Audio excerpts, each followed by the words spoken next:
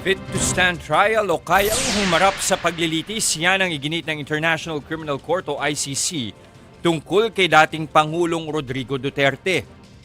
Dahil dyan, tuloy ang confirmation of charges hearing sa February 23. Tinanggihan ng ICC ang hiling ng depensa na ipagpaliban ng kaso dahil sa alegasyon na hindi raw mentally fit ang dating Pangulo.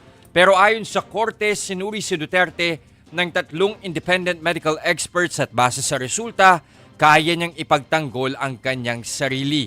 Ang hearing ay para alamin kung may sapat na ebidensya para ituloy ang kaso. Kapag nakumpirma ang mga akusasyon, lilipat ang kaso sa full trial. Kaugnay niyan, dismayado naman ang kampo ng dating Pangulo kasunod ho ng inilabas na desisyon ng ICC. Giit ni Attorney Nicholas Kaufman, ang tumatayong defense counsel ni Duterte, hindi raw sila binigyan ng pagkakataon para makapagpresenta ng sariling medical evidence at questionin ng korte. Dagdag pa ni Kaufman, asahan daw na maghahain sila ng apela at igigiit na hindi nabigyan ng due process si Duterte. Kaugnay niyan, ikinatuwa naman ni dating Senador Antonio Trillanes IV ang naging desisyon ng ICC na fit o maayos ang pangangatawan ng dating Pangulo.